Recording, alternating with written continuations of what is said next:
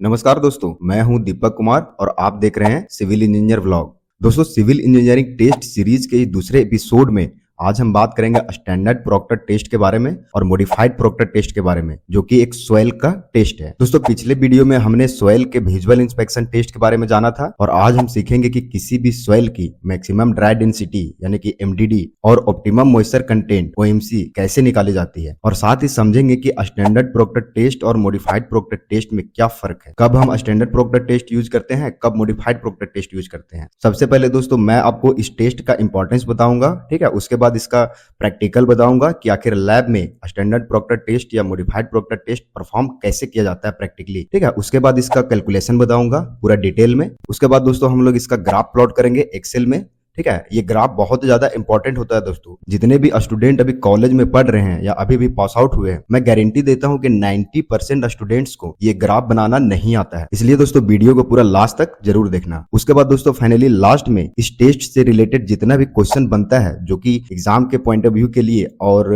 Interview के लिए बहुत ही ज्यादा इंपॉर्टेंट होता है, ये सब इंपॉर्टेंट क्वेश्चन एंड आंसर दोस्तों लास्ट में डिस्कस करने वाला हूँ, ठीक है। तो वीडियो को पूरा लास्ट तक जरूर देखना। तो चलिए बिना देर किए शुरू करते हैं। दोस्तों सबसे पहले मैं आपको एमडीडी और ओएमसी टेस्ट का इंपॉर्टेंस बता देता हूं कि आखिर हम ये टेस्ट क्यों परफॉर्म करते हैं। दोस्तों सॉइल कॉम्पैक्शन किसी भी फाउंडेशन, रोड, एम्बैंकमेंट या अर्थन डैम का सबसे जरूरी स्टेप होता है। अगर सॉइल ठीक से कॉम्पैक्ट नहीं किया गया तो स्ट्रक्चर के नीचे सेटलमेंट और क्रैक आ सकते हैं। इसीलिए फील्ड में कॉम्पैक्शन की क्वालिटी चेक करने के लिए हमें दो पैरामीटर चाहिए। पहला तो हो गया मैक्सिमम ड्राई डेंसिटी एमडीडी और दूसरा हो गया ऑप्टिमम मॉइस्चर कंटेंट ओएमसी। क्योंकि दोस्तों जब मैंने कॉम्पैक्शन टेस्ट का वीडियो बनाया था तो वहां पर एमडीडी और ओएमसी का डेटा डायरेक्ट पुट कर लिया था। तो बहुत सारे स्टूडेंट्स का क्वेश्चन था कि एमडीडी और ओएमसी कैसे आया, पूरा एक्सप्लेन कीजिए, ठीक है। तो आज मैं आपको यही बताने वाला हूँ एमडीडी और ओएमसी कैसे फाइंड किया जाता है। अब सवाल उठता है ये दोनों है क्या, ठीक है। ड्राई डेंसिटी मतलब सॉइल में सॉलिड्स का mass divided by total volume, यानी कि सॉइल की असली डेंसिटी बिना पानी के इफेक्ट के।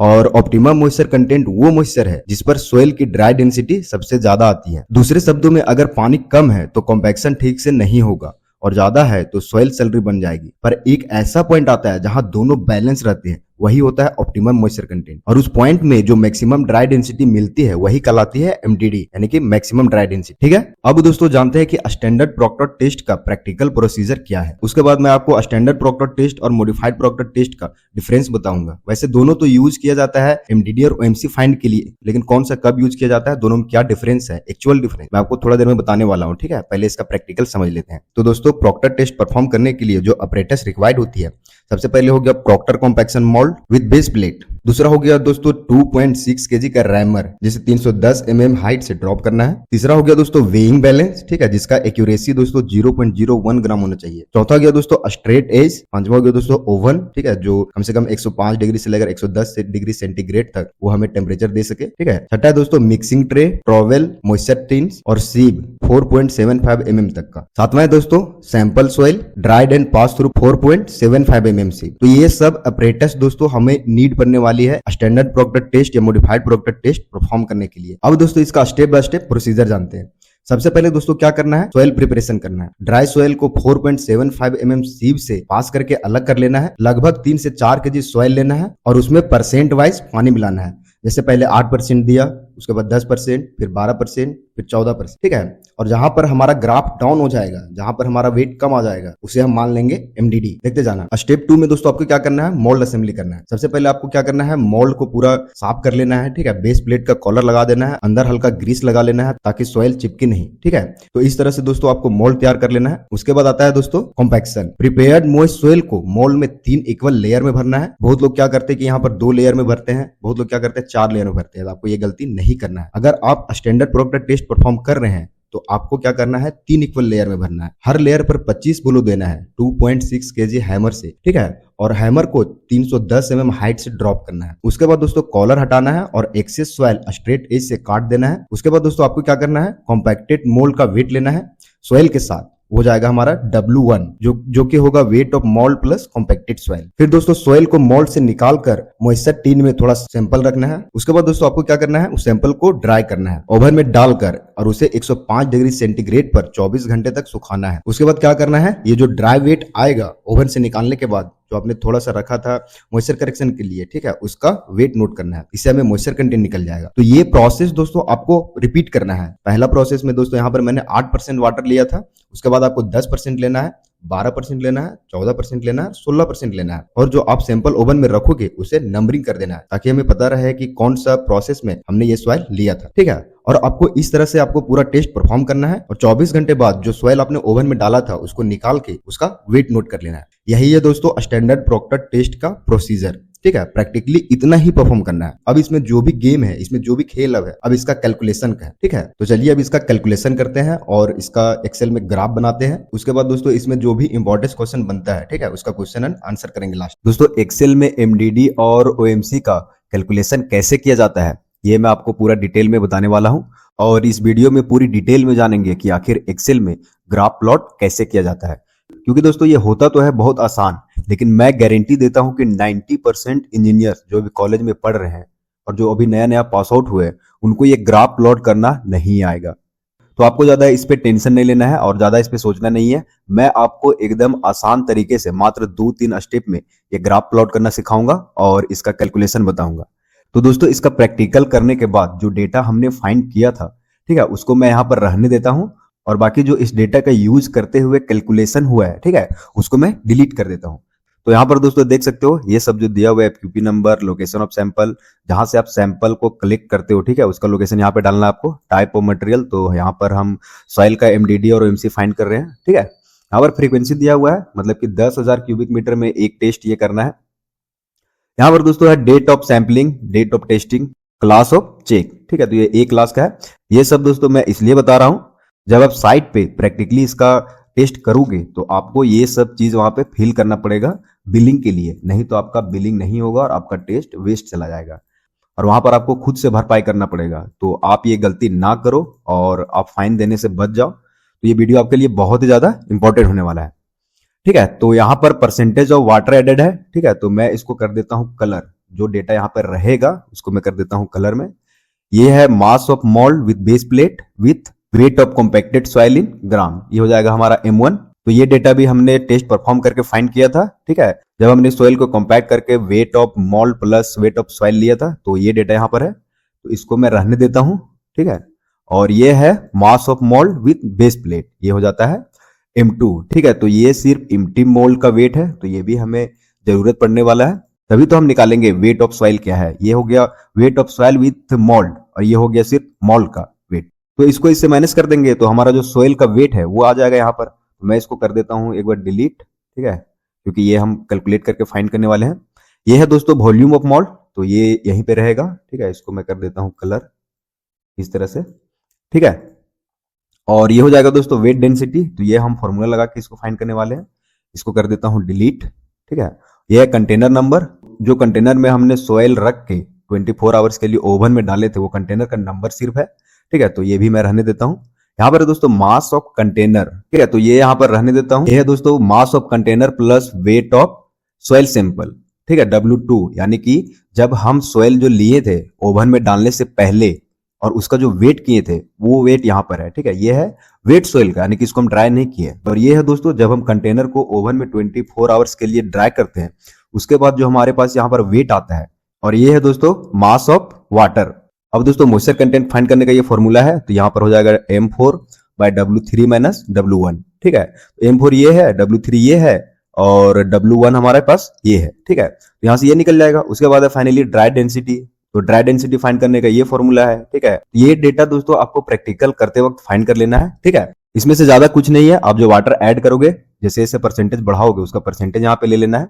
उसके बाद जो मास ऑफ मोल्ड प्लस जो सोइल का वेट होगा कॉम्पैक्ट करने के बाद, उसका वेट ले लेना है। उसके बाद एम्प्टी वेट का वेट ले लेना है। उसके बाद यहाँ पर वॉल्यूम ऑफ मोल्ड है, ठीक है, ये तो आप कैलकुलेट करके निकाल लोगे आराम से। जब आप लैब में टेस्ट करवाओगे तो आपको सभी चीज ये सब पता रहेगा कि इसका वेट कितना है, इसका वेट कितना है, ठीक है। यहाँ पर है दोस्तों कंटेनर नंबर, तो ऐसे मैनुअली टाइप कर देना है। उसके बाद है मास ऑफ कंटेनर, कंटेनर का वेट ले लेना है।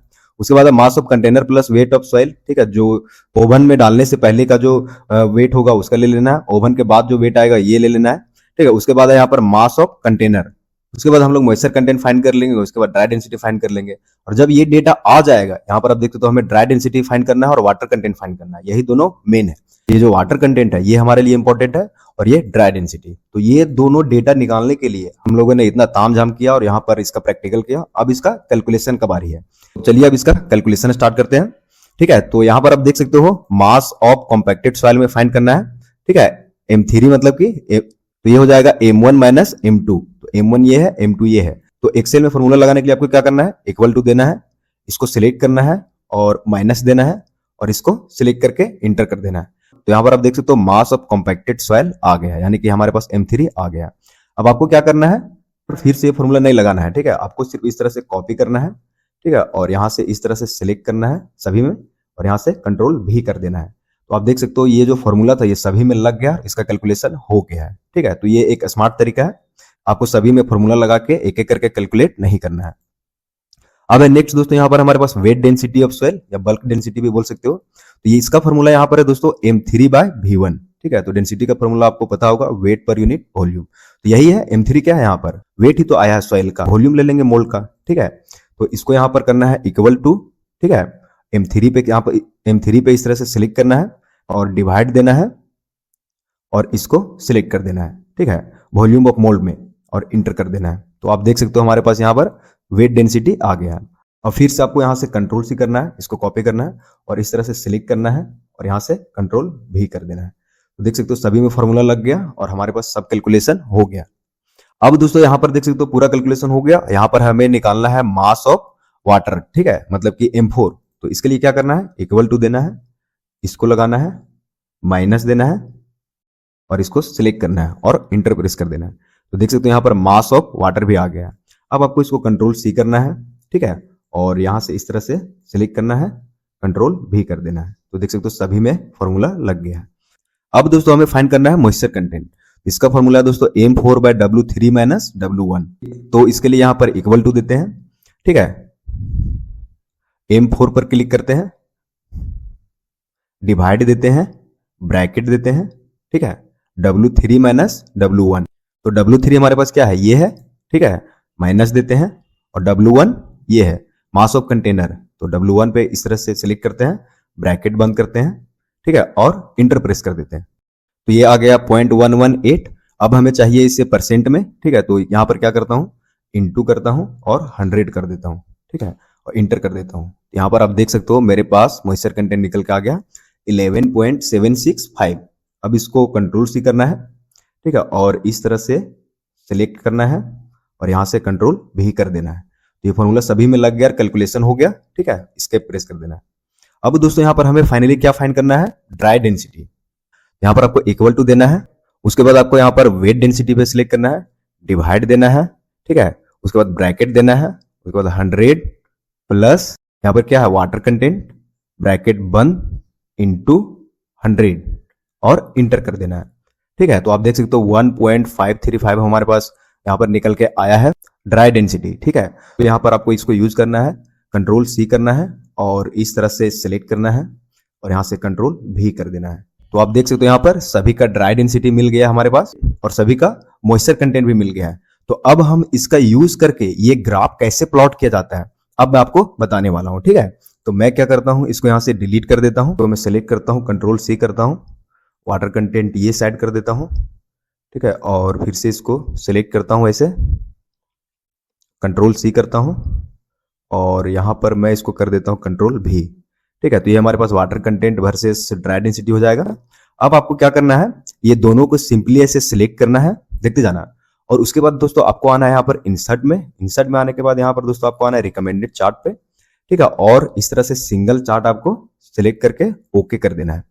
तो आप देख सकते हो यहाँ पर, इसको मैं थोड़ा सा बड़ा कर देता हूं। ठीक है, ताकि आपको सब चीज क्लियरली दिखे। तो आप देख सकते हो यहाँ पर ये ग्राफ आ गया है ऑटोमेटिक। ठीक है, ये साइड है दोस्तों मॉइस्चर कंटेंट, ये साइड है ड्राई डेंसिटी। अब डेटा भी देख सकते हो 1.5 1.5 1.6 है और ये है ड्राई डेंसिटी 1.5 1.5 1.6 और ये वाटर कंटेंट इधर देख सकते हो वाटर कंटेंट है। ठीक है, यहाँ पर डेटा शो नहीं हो रहा है। ठीक है, तो आपको क्या करना है, इस तरह सिलेक्ट करना है, राइट क्लिक करना है और यहाँ पर आपको ऐड डेटा लेवल्स पे क्लिक करना है। तो आप देख सकते हो इसमें जो भी डेटा है यहाँ पर सभी आपको दिखेगा। ठीक है, ग्राफ में। तो यहाँ पर देख सकते हो जो पीक पे यहाँ पर जो डेंसिटी आया है वो 1.772 है, यानी कि ये, ठीक है। तो ये हमारा हो जाएगा ड्राई डेंसिटी, और इसी के रेस्पेक्ट में जो वाटर कंटेंट है वो हमारा हो जाएगा ओएमसी, यानी कि ऑप्टिमम मॉइस्चर कंटेंट। तो ओएमसी यहाँ पर आप देख सकते हो 17.143 है और ड्राई डेंसिटी है 1.772, ठीक है। तो मैं यहाँ पर फॉर्मेट में डायरेक्टली लिख देता हूँ।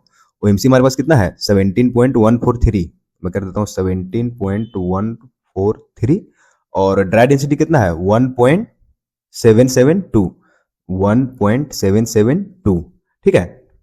तो इस तरह से दोस्तों ओएमसी और एमडीडी कैलकुलेट किया जाता है एक्सेल में, ठीक है, और इसका ग्राफ प्लॉट किया जाता है, और फाइनली ओएमसी और एमडीडी का यानी कि ड्राई डेंसिटी का क्या वैल्यू रखना है वो इस तरह से फाइंड किया जाता है। आई होप दोस्तों आपको वीडियो पूरा समझ में आ गया होगा। अगर कहीं पे कोई डाउट है तो फटाफट कमेंट करो, क्योंकि दोस्तों साइट पर प्रैक्टिकल में तो कोई भी वीडियो बना के डाल देता है, लेकिन इसका असली चीज आता है इसका कैलकुलेशन करना। इंजीनियरिंग का यही तो है, जब आप साइट पे जाओगे तो आप तो थोड़ी ना प्रैक्टिकल परफॉर्म करोगे, उसके लिए तो आदमी वहां पर होगा। आपका काम है ये कैलकुलेशन करना और ये ग्राफ बनाना और ये डेटा फाइंड करना, ये होता है इंजीनियरिंग का काम। तो दोस्तों ये तो हो गया हमारे पास कैलकुलेशन और इसका ग्राफ। एक चीज और बच रहा है, ठीक है। अब हम क्या करेंगे, इस टेस्ट से रिलेटेड जितना भी क्वेश्चन आंसर बनता है, जो कि एग्जाम पॉइंट ऑफ व्यू के लिए भी और इंटरव्यू के लिए भी बहुत ज्यादा इंपॉर्टेंट होता है। तो दोस्तों इस टेस्ट से ये है हमारे पास 50 क्वेश्चंस एंड आंसर्स। अगर आपको वीडियो नहीं देखना है तो आप क्या करो, वीडियो को सेव कर लो। जब खाली टाइम रहोगे उस टाइम पर आपको क्या करना है, वीडियो प्ले करके सिर्फ सुनना है। अगर आप सिर्फ सुन लोगे कि क्या मैं बोल रहा हूँ, ठीक है, या अगर आप इसे सिर्फ देख लोगे, आपको याद नहीं रखना, इस पे मेहनत नहीं करना, मत करो। लेकिन मैं जो यहाँ पर बता रहा हूँ सिर्फ एक बार देख लो। अगर आप एक बार देख लोगे या सुन लोगे, ठीक है, तो क्या होगा कि इस तरह का क्वेश्चन जब आपके पास आएगा तो उस टाइम पर थोड़ा बहुत आइडिया मिल जाएगा, और आप क्वेश्चन का, जैसे ऑप्शनल कई क्वेश्चन है, ठीक है, तो वहां पर आप टिक लगा सकते हो आराम से। तो सबसे पहला क्वेश्चन है स्टैंडर्ड प्रोक्टर टेस्ट क्या है। तो इसका आंसर है ये एक लेबोरेटरी टेस्ट है जिसमें सोइल की मैक्सिमम ड्राई डेंसिटी यानी कि एमडीडी और ऑप्टिमम मॉइस्चर कंटेंट यानी कि ओएमसी फाइंड किया जाता है। दूसरा क्वेश्चन है मॉडिफाइड प्रोक्टर टेस्ट क्या है। ये भी एक कॉम्पैक्शन टेस्ट है, लेकिन इसमें कॉम्पैक्शन एनर्जी ज्यादा होती है ताकि हैवी लोड वाले स्ट्रक्चर के लिए सुटेबल डेंसिटी मिल सके। तीसरा क्वेश्चन है दोस्तों स्टैंडर्ड प्रोक्टर टेस्ट किसने डेवलप किया था। तो इसका आंसर है आर प्रोक्टर ने 1993 में डेवलप किया था। चौथा क्वेश्चन है दोस्तों दोनों टेस्ट का मेन ऑब्जेक्टिव क्या है। तो इसका आंसर है सोइल के पार्टिकल्स को मैक्सिमम डेंसिटी तक कॉम्पैक्ट करना और उसके लिए रिक्वायर्ड वाटर कंटेंट यानी कि ओएमसी फाइंड करना। नेक्स्ट क्वेश्चन है दोस्तों कॉम्पैक्शन से सोइल में क्या बदलाव होता है। आंसर है एयर वॉइड्स कम हो जाते हैं, डेंसिटी बदलती है और स्ट्रेंथ इंक्रीज होती है। नेक्स्ट क्वेश्चन है दोस्तों स्टैंडर्ड प्रोक्टर टेस्ट में कौन सा मोल्ड यूज होता है। तो इसमें 1000 सीसी कैपेसिटी का यूज होता है, जिसका डाया 100 में होता है और 127.3 mm हाइट होता है। नेक्स्ट क्वेश्चन है दोस्तों मॉडिफाइड प्रोक्टर टेस्ट में मोल्ड साइज क्या होता है। सेम 100 mm डाया मोल्ड से यूज होती है, लेकिन हैमर और फॉल हाइट अलग होती है। दोस्तों स्टैंडर्ड प्रोक्टर टेस्ट में हैमर वेट और फॉल हाइट क्या होती है। इसका आंसर है 2.6 kg हैमर का वेट होता है और 310 mm फॉल हाइट होता है। नेक्स्ट क्वेश्चन है दोस्तों मॉडिफाइड प्रोक्टर टेस्ट में हैमर वेट और फॉल हाइट क्या होती है। इसका आंसर है 4.9 kg हैमर वेट होता है और 150 mm फॉल हाइट होती है। नेक्स्ट क्वेश्चन है दोस्तों स्टैंडर्ड प्रोक्टर टेस्ट में कितने लेयर्स होते हैं। तो इसका आंसर है 3 लेयर्स और हर लेयर पर 25 किलो लगाए जाते हैं। नेक्स्ट दोस्तों मॉडिफाइड प्रोक्टर टेस्ट में कितनी लेयर्स होती है। तो इसमें 5 लेयर्स होते हैं और हर लेयर में 25 किलो लगाया जाता है।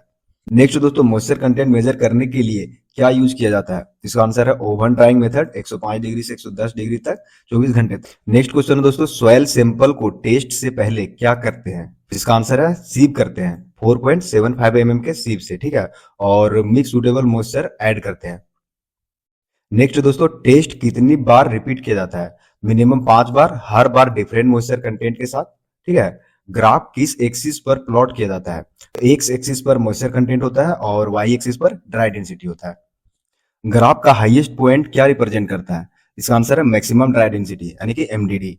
ग्राफ का उस पॉइंट मॉइस्चर कंटेंट क्या कहलाता है। ऑप्टिमम मॉइस्चर कंटेंट यानी कि ओएमसी। टेस्ट के बाद कर्व कैसा होता है। इनिशियली राइजिंग होता है और फिर फॉलिंग पैराबोलिक जैसा कर्व। अगर कॉम्पैक्शन एनर्जी बदल दी जाए तो एमडीडी और ओएमसी में क्या चेंज होता है। एमडीडी बढ़ता है और ओएमसी कम हो जाता है। स्टैंडर्ड प्रोक्टर और मॉडिफाइड प्रोक्टर में कॉम्पैक्शन एनर्जी रेशियो क्या होता है। तो मॉडिफाइड प्रोक्टर की एनर्जी लगभग 4.5 टाइम्स ज्यादा होती है। इस टेस्ट का यूज हाईवे और रनवे के लिए होता है। इसका आंसर है मॉडिफाइड प्रोक्टर टेस्ट। इस टेस्ट का यूज लाइट स्ट्रक्चर यानी कि रेसिडेंशियल बिल्डिंग के लिए होता है। इसका आंसर है स्टैंडर्ड प्रोक्टर टेस्ट। दोनों में एमडीडी और ओएमसी में क्या डिफरेंस है? इसका आंसर है मॉडिफाइड में एमडीडी ज्यादा होता है और ओएमसी कम होता है। नेक्स्ट है फील्ड में कॉम्पैक्शन चेक करने के लिए कौन सा टेस्ट होता है? इसका आंसर है फील्ड डेंसिटी टेस्ट यानी कि सैंड रिप्लेसमेंट मेथड। ओएमसी पर कॉम्पैक्शन सबसे ज्यादा क्यों होता है? क्योंकि इस मॉइस्चर पे वाटर लुब्रिकेशन प्रोवाइड करता है और एयर व्हाइट्स निकल जाता है। अगर वाटर कंटेंट ओएमसी ज्यादा हो जाए तो क्या होता है? सोयल सेलरी बन जाता है और डेंसिटी कम हो जाता है। कोहेसिव सोयल और ग्रेनुलर सोयल में कॉम्पैक्शन बिहेवियर में क्या फर्क होता है? कोहेसिव सॉइल में ओएमसी ज्यादा होती है और ग्रेनुलर कम होती है। ड्राई साइड और वेट साइड ऑफ ऑप्टिमम का क्या मतलब है? ओएमसी से कम वाटर मतलब ड्राई साइड, ओएमसी से ज्यादा वाटर मतलब वेट साइड। कौन सा साइड ज्यादा स्टेबल होता है? वेट साइड थोड़ा फ्लेक्सिबल होता है और ड्राई साइड ब्रिटल होता है। कॉम्पैक्शन एनर्जी का क्या इफेक्ट होता है? एनर्जी बढ़ने से एमडीटी बढ़ता है और ओएमसी कम हो जाता है। नेक्स्ट दोस्तों, एयर वॉइड्स जीरो हो सकते हैं क्या? नहीं, प्रैक्टिकल कंडीशन में कुछ एयर हमेशा हो रहता है। ठीक है। नेक्स्ट दोस्तों, जीरो एयर वॉइड्स लाइन क्या होता है? ग्राफ में थ्योरेटिकल मैक्सिमम डेंसिटी लाइन जिसमें 0% एयर वॉइड्स एज्यूम किए जाते हैं। फील्ड कॉम्पैक्शन के लिए क्या टारगेट रखा जाता है? Field density is greater than equal to 95% of MDD as per Proctor test. Standard Proctor का एमडीडी रेंज जनरली क्या होता है? 1.6 टू 1.9। मॉडिफाइड प्रोक्टर का एमडीडी रेंज क्या होता है? 1.8 to 2.2 gram per cc. OMC range standard Proctor में क्या होता है? 10 टू 18%। मॉडिफाइड प्रोक्टर में ओएमसी रेंज क्या होता है? 7 टू 12%। क्ले सॉइल के लिए ओएमसी ज्यादा क्यों होता है? क्योंकि क्ले पार्टिकल्स वाटर एब्जॉर्ब करते हैं और ज्यादा लुब्रिकेशन चाहिए होता है। सैंड सॉइल में ओएमसी कम क्यों होता है? क्योंकि सैंड नॉन कोहेसिव है और वाटर एब्जॉर्ब नहीं करती। टेस्ट के दौरान सॉइल के किससे मिक्स करते हैं? हैंड या स्पाटुला से, जब तक यूनिफॉर्म मिक्सचर ना बन जाए। ग्राफ में डबल कर्वेचर रीजन क्या हो सकता है? इम्प्रॉपर मिक्सिंग या इनएवन मॉइस्चर डिस्ट्रीब्यूशन। अगर सैंपल 4.75 mm से बड़ा हो तो क्या करते हैं? लार्ज साइज सैंपल के लिए बिगर मोल्ड जैसे 150 mm डाया यूज करते हैं। फील्ड रोलिंग मेथड का रिलेशन किस टेस्ट से है? मॉडिफाइड प्रोक्टर टेस्ट से। कॉम्पैक्शन फील्ड में कैसे चेक करते हैं? Sand replacement test, core cutter test या न्यूक्लियर डेंसिटी गॉज से। कॉम्पैक्टिंग प्लांट के एग्जाम्पल दो। Sheep foot roller, vibratory roller, smooth wheel roller. Poor compaction के कंसीक्वेंस क्या हो सकते हैं? सेटलमेंट, क्रैकिंग और बियरिंग कैपेसिटी कम हो जाती है। ओएमसी पर कॉम्पैक्शन अचीव करना क्यों इंपॉर्टेंट है? ताकि सॉइल का मैक्सिमम स्ट्रेंथ और मिनिमम कंप्रेसिबिलिटी मिले। अगर टेस्ट रॉन्ग ओएमसी पर किया गया हो तो क्या करें? टेस्ट रिपीट करते हैं अंटिल परफेक्ट कर्व ना मिल जाए। तो ये था दोस्तों 50 क्वेश्चंस, ठीक है, जो इस टेस्ट से रिलेटेड था और ये बहुत ही ज्यादा इंपॉर्टेंट होता है दोस्तों आपके एग्जाम के लिए भी और रिव्यू के लिए भी। दोस्तों अगर ये वीडियो आपको अच्छा लगा होगा, ठीक है, तो वीडियो को लाइक करके शेयर कर दो दोस्तों, और इस चैनल पर नए हो तो चैनल सब्सक्राइब करके बेल आइकन प्रेस कर लो। मिलता हूं दोस्तों नेक्स्ट वीडियो में, तब तक के लिए बाय बाय, टेक केयर।